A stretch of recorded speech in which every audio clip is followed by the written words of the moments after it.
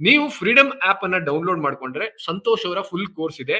ನೀವು ಅಲ್ಲಿ ಒಂದು ರೆಫರಲ್ ಕೋಡ್ ಅನ್ನು ಕೂಡ ಯೂಸ್ ಮಾಡ್ಕೋಬಹುದು. ಸಂತೋಷ್ 12 ಅಂತ SANTHOSH12 ಅಂತ ಒಂದು ರೆಫರಲ್ ಕೋಡ್ ಕೂಡ ಇದೆ. ಈ ರೆಫರಲ್ ಕೋಡ್ ಅನ್ನ ಬಳಸಿದ್ರೆ ನಿಮ್ಗೆ ಡಿಸ್ಕೌಂಟ್ ಕೂಡ ಸಿಗುತ್ತೆ, ಅಂದ್ರೆ ಸ್ಕಾಲರ್ಶಿಪ್ ಕೂಡ ಸಿಗುತ್ತೆ ನಿಮ್ಗೆ. ಅದ್ರ ಮೂಲಕ ನೀವು ಅವ್ರ ಕೋರ್ಸ್ ಅನ್ನ ಸಂಪೂರ್ಣವಾಗಿ ನೋಡಬಹುದು. ಅಷ್ಟೇ ಅಲ್ಲ, ನಿಮ್ಗೆ ಕಂಪ್ಲೀಟ್ ಡೀಟೇಲ್ಡ್ ಮಾಹಿತಿ ಸಿಗುತ್ತೆ. ಅವರು ಅದ್ರ ಬಗ್ಗೆ ಕಂಪ್ಲೀಟ್ ಆಗಿ ಎಕ್ಸ್ಪ್ಲೇನ್ ಮಾಡಿದ್ದಾರೆ. ಟೆರೆಸ್ ಗಾರ್ಡನ್ ಆಗಿರ್ಬೋದು, ಹಾಗೆ ಅವರ ಒಂದು ಬಿಸ್ನೆಸ್ ಮಾಡೆಲ್ ಆಗಿರ್ಬೋದು, ಎಲ್ಲದ್ರ ಬಗ್ಗೆನೂ ಎಕ್ಸ್ಪ್ಲೇನ್ ಮಾಡಿದ್ದಾರೆ. ಹಾಗೆ ಈಗ ಹೋಗ್ತಾ ಹೋಗ್ತಾ ನಾವು ಇನ್ನೂ ಸಾಕಷ್ಟು ವಿಷಯಗಳನ್ನ ತಿಳ್ಕೊಳ್ಳೋಣ. ಸೊ ಯಾರೇ ಈ ಲೈವ್ ಅನ್ನ ನೋಡ್ತಿದ್ರೆ ಖಂಡಿತವಾಗಿ, ಅಥವಾ ಯಾರಿಗೆ ಟೆರೆಸ್ ಗಾರ್ಡನ್ ಅಲ್ಲಿ ತುಂಬಾ ಇಂಟ್ರೆಸ್ಟ್ ಇದ್ರೆ ಅವರಿಗೆ ಲಿಂಕ್ ಅನ್ನ ಶೇರ್ ಮಾಡಿ. ಸೊ ಅವರು ಕೂಡ ಜಾಯ್ನ್ ಆಗ್ಲಿ. ಸೊ ಅವರು ಕೂಡ ಅವರ ಕ್ವಶನ್ಸ್ ಅನ್ನ ಕೇಳಿ. ಖಂಡಿತವಾಗಿ ಒಂದು ಹೆಲ್ದಿ ತಿನ್ಬೇಕು ಅಂತ ನಮ್ಮೆಲ್ಲರಿಗೂ ಇರುತ್ತೆ. ಆದ್ರೆ ನಾವು ಏನ್ ಮಾಡ್ತೀವಿ, ನಮ್ಗೆ ಅದು ಆಪ್ಷನ್ಸ್ ಇರಲ್ಲ. ಅಂಗಡಿಗೆ ಹೋಗ್ಬಿಡ್ತೀವಿ, ತಂದ್ಬಿಡ್ತೀವಿ, ಅದನ್ನ ನಾವು ಚೆಕ್ ಮಾಡಕ್ಕೂ ಹೋಗಲ್ಲ. ಅದು ಯಾವ್ದಂತ ಏನು ಗೊತ್ತಾಗೋದಿಲ್ಲ. ಯಾವ್ದಕ್ಕೆ ಎಷ್ಟು ಪೆಸ್ಟಿಸೈಡ್ಸ್ ಯೂಸ್ ಮಾಡಿದ್ದಾರೆ, ಏನೇನ್ ಯೂಸ್ ಮಾಡಿದ್ದಾರೆ, ಹೇಗ್ ಮಾಡಿದ್ದಾರೆ, ಕೆಲವರು ಕಲರ್ ಕೂಡ ಹಾಕ್ತಾರೆ ತರಕಾರಿಗಳಿಗೆ. ಸೊ ಇವೆಲ್ಲ ನಮ್ಗೆ ಗೊತ್ತಾಗೋದಿಲ್ಲ. ಆದ್ರೆ ನಮ್ ಮನೆ ಮೇಲೆ ಬೆಳೆದ್ರೆ ನಮ್ಗೊಂದ್ ಪ್ರೀತಿ ಇರುತ್ತೆ, ಅದೊಂದು ನಮ್ಗೊಂದು ಹಾಬಿ ಆಗುತ್ತೆ, ಖುಷಿ ಆಗುತ್ತೆ ನಮ್ಗೆ ನೋಡಿದ್ರೆ ಖಂಡಿತವಾಗಿ.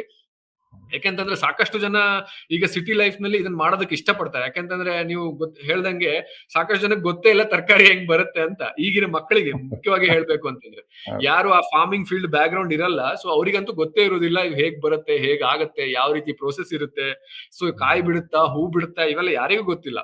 ಸೊ ಈಗಿನ ಮಕ್ಕಳಿಗೆ ಅದು ಒಂದು ನಾಲೆಜ್ ಕೂಡ ಬೆಳೀತದೆ. ಅವ್ರು ಹೇಳ್ದಂಗೆ ನಿಮ್ಗೊಂದು ಎಕ್ಸರ್ಸೈಸ್ ಕೂಡ ಆಗುತ್ತೆ. ಇನ್ನು ಎಲ್ಲದಕ್ಕಿಂತ ಮುಖ್ಯವಾಗಿ ನಿಮ್ಗೆ ಒಂದು ಆರೋಗ್ಯ. ಯಾಕಂತಂದ್ರೆ ನೀವು ಸ್ಲೋ ಪಾಯ್ಸನ್ ತಿಂತೀರಾ. ಯಾಕಂದ್ರೆ ನಾವು ಹಾಕುವಂತ ಪೆಸ್ಟಿಸೈಡ್ ತಿನ್ನುವಂತದ್ದು ಸ್ಲೋ ಪಾಯ್ಸನ್. ನಾವು ಈ ಇತ್ತೀಚಿನ ದಿನಗಳು ತಿನ್ನುವಂತದ್ದು. ಸೊ ಅಂತದ್ರಲ್ಲಿ ಒಂದು ಆರೋಗ್ಯಕರವಾದೊಂದು ತಿಂತಾ ಇದೀರಿ ಅಂತಂದ್ರೆ ಖಂಡಿತವಾಗಿ ಅದಕ್ಕೆ ಉತ್ತಮ ಅಂತ ಹೇಳ್ಬೋದು. ಹಾಗೆ ಅವ್ರು ಹೇಳಿರೋ ಒಂದು ರೇಟ್ ನನಗನ್ಸಿದ್ದು ಅದು ಅಷ್ಟೇನ್ ದೊಡ್ಡ ರೇಟ್ ಅಂತ ನನಗೆ ಅನ್ಸಿಲ್ಲ. ಆಕ್ಚುಲಿ ಒಂದು ಉತ್ತಮವಾದ ಪ್ಯಾಕೇಜ್ ಅಂತಾನು ಹೇಳ್ಬೋದು. ಇಲ್ಲ ನೀವೇ ಕಂಪ್ಲೀಟ್ ಆಗಿ ಮಾಡ್ತೀನಿ ಅಂತಂದ್ರೂ ಕೂಡ ಅದಕ್ಕೂ ಕೂಡ ಅವರು ಸಹಕಾರ ಮಾಡ್ತಾರೆ, ಟ್ರೈನಿಂಗ್ ಅನ್ನ ಕೊಡ್ತಾರೆ. ಸರ್, ಈಗ ಮುಖ್ಯವಾಗಿ ಬೆಂಗಳೂರಲ್ಲಿ ನೀವು ಒಟ್ಟು ಟೋಟಲ್ ಆಗಿ ಎಷ್ಟು ಮನೆಗಳಿಗೆ ನೀವು ಇನ್ಸ್ಟಾಲ್ ಮಾಡಿದ್ರೆ ಈ ರೀತಿಯಾಗಿ? ಸರ್, ನಾವೊಂದು 175 ಮನೆ ತನಕ ಮ್ಯಾಕ್ಸಿಮಮ್ ನಾವು ಮಾಡಿದೀವಿ. ಸೊ ಈಗ ಆಲ್ಮೋಸ್ಟ್ ನಮ್ದು 5 ವರ್ಷದ ಕಂಪನಿ. ಸೊ ಕೆಲವರು ನಮ್ಗೆ ಫಸ್ಟ್ ಕಸ್ಟಮರ್ ಇನ್ನ ಕಸ್ಟಮರ್ ಆಗಿ ಉಳ್ಕೊಂಡಿದ್ದಾರೆ. ಅಂದ್ರೆ ತುಂಬಾ ಬೇಡಿಕೆ ಇದೆ. ನಾವು ಮಾರ್ಕೆಟಿಂಗ್ ಜಾಸ್ತಿ ಮಾಡಿಲ್ಲ. ಸೊ ನಿಮ್ ಫ್ರೀಡಮ್ ಆಡ್ ಮುಖಾಂತರ ನಾವು ಇನ್ನ ಜಾಸ್ತಿ ಜನಕ್ಕೆ ತಲುಪಬಹುದು ಅಂತ ಅನ್ಕೊಂಡಿದ್ವಿ. ಖಂಡಿತ. ಯಾಕಂದ್ರೆ ಸಾಕಷ್ಟು ಜನಕ್ಕೆ ಗೊತ್ತೇ ಇಲ್ಲ ಸರ್. ಇದು ನನ್ನ ಪ್ರಕಾರ ಸಾಕಷ್ಟು ಜನಕ್ಕೆ ಗೊತ್ತಿಲ್ಲ ಅನ್ಕೋತೀನಿ ನಾನು. ಹೌದು. ನಾವು 5 ವರ್ಷದಲ್ಲಿ ಸುಮಾರು ಕಲ್ತಿದೀವಿ. ಅಂದ್ರೆ ಇದು ಆಕ್ಚುಲಿ ಇನಿಷಿಯಲಿ ತುಂಬಾ ಕಷ್ಟಪಟ್ಟಿದೀವಿ. ನಮ್ಗೆ ತುಂಬಾ ಲಾಸ್ ಅಲ್ಲಿ ಮಾಡಿದ್ವಿ. ನಾವು ಅನ್ಕೊಂಡ್ವಿ ಜನಗಳಿಗೆ ಏನು ತರಕಾರಿ ಏನು ಮಾರ್ಕೆಟ್ ಅಲ್ಲಿ ತಗೊಂಡ್ಬರ್ತಾರೆ ಆ ರೇಟ್ಗೆ ನಾವು ಅಷ್ಟಕ್ಕೇನೆ ನಮ್ಮ ಮನೇಲೆ ಬೆಳಿಬೇಕು ಆ ತರ ಯೋಚನೆ ಮಾಡಿದ್ವಿ. ಅದೆಲ್ಲ ತುಂಬಾ ಕಷ್ಟ ಆಯ್ತು. ಆಮೇಲೆ ಕೆಲವು ಟೈಮಲ್ಲಿ ನಮ್ಗೆ ನೋಡಿದ್ವಿ ಕಸ್ಟಮರ್ಗಳಿಗೆ ತರಕಾರಿ ಗಿಡ ಮೇಲೆ ಪ್ರೀತಿ ಇರ್ತಿರ್ಲಿಲ್ಲ. ಬರೀ ಅದ ಫಲ ಕೊಡೋದ್ರ ಮೇಲೆ ಪ್ರೀತಿ ಇರ್ತಾಯಿತ್ತು. ಅಂಥವ್ರ ಮನೇಲಿ ಅದು ಕೆಲಸ ಮಾಡ್ತಿರ್ಲಿಲ್ಲ. ಸೊ ಯಾರಿಗೆ ಗಿಡದ ಮೇಲೆ ಪ್ರೀತಿ ಇದೆ ಅಂಥವ್ರಿಗೆ ದಿನ ಗಿಡ ನೋಡ್ಬೇಕು, ನೀರ್ ಹಾಕ್ಬೇಕು, ಅದ್ರ ಜೊತೆ ಏನು ಟೈಮ್ ಸ್ಪೆಂಡ್ ಮಾಡ್ಬೇಕು ಅನ್ನೋ ಮನೇಲಿ ಮಾತ್ರ ಚೆನ್ನಾಗಿ ಬರುತ್ತೆ ಅದು. ಕರೆಕ್ಟ್. ಸೊ ಇದಕ್ಕಿಂತ ಮುಂಚೆ ಒಂದು ಸಣ್ಣ ನಂದು ಹೆಂಗೆ ಈ ಲೈನಿಗೆ ಬಂದೆ ಅಂತ ಹೇಳ್ಬೋದಾ ನಾನು? ಖಂಡಿತವಾಗಿ ಹೇಳಿ. ಖಂಡಿತ.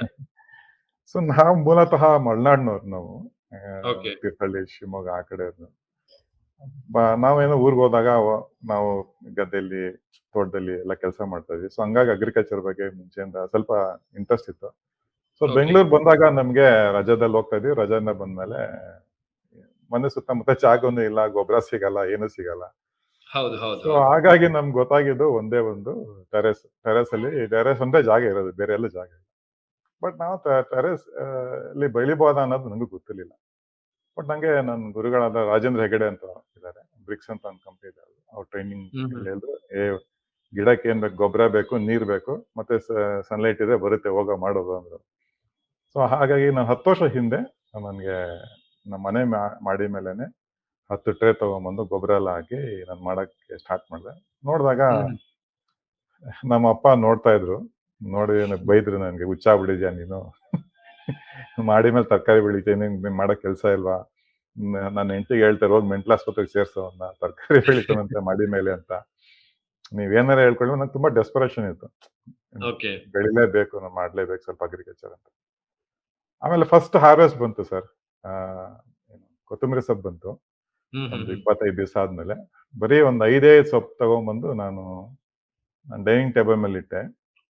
ಇಟ್ಟಾಗ ಇಡೀ ರೂಮೇ ಸ್ಮೆಲ್ ಆಗ್ತಾ ಇತ್ತು. ನೀವು ನಂಬಲ್ಲ. ಇಡೀ ಓಹ್! ರೂಮೇ ಸ್ಮೆಲ್. ನಮ್ಮಮ್ಮ ನೋಡ್ಬಿಟ್ಟು ಏನಿದು ಬರೀ 4-5 ಗಿಡಕ್ಕೆ ಇಡೀ ರೂಮ್ ಸ್ಮೆಲ್ ಆಗ್ತದೆ ಅಂತ. ಅವಾಗ ನಂಗೆ ಗೊತ್ತಾಯ್ತು. ನಾನು ಅನ್ಕೊಂಡೆ ಎಲ್ಲರೂ ಅನ್ಕೊಂಡಂಗೆ ಆರ್ಗ್ಯಾನಿಕ್ ಆಗಿ ಬೆಳೆದ್ರೆ ಬರೀ ಕೆಮಿಕಲ್ ರಹಿತ ಇರುತ್ತೆ ಅಷ್ಟೇನೆ, ಆರೋಗ್ಯಕ್ಕೆ ಒಳ್ಳೇದು ಅಷ್ಟೇನೆ. ಬಟ್ ಇಷ್ಟೊಂದು ಅದು ಸ್ಮೆಲ್ಲು ಅಷ್ಟೊಂದು ಟೇಸ್ಟ್ ಇರುತ್ತೆ ನಂಗೆ ಗೊತ್ತಿರಲಿಲ್ಲ. ಹ್ಮ್ ಸೊ ಹ್ಮ್ ಹ್ಮ್ ಆಮೇಲೆ ಬೀನ್ಸ್ ಬಂತು ಒಂದೂವರೆ ತಿಂಗಳಾದ್ಮೇಲೆ. ಸೊ ಓಹ್! ನಮ್ಮಮ್ಮ ಅಡ್ಗೆ ಮಾಡಿ ನಮ್ಮಪ್ಪಂಗೆ ಬಡಿಸಿದ್ರು. ನಮ್ಮಪ್ಪ ಹೇಳಿದ್ರು 15 ವರ್ಷ ಆಯ್ತು ಈ ತರ ಬೀನ್ಸ್ ಟೇಸ್ಟ್ ನೋಡಿ ಅಂತ.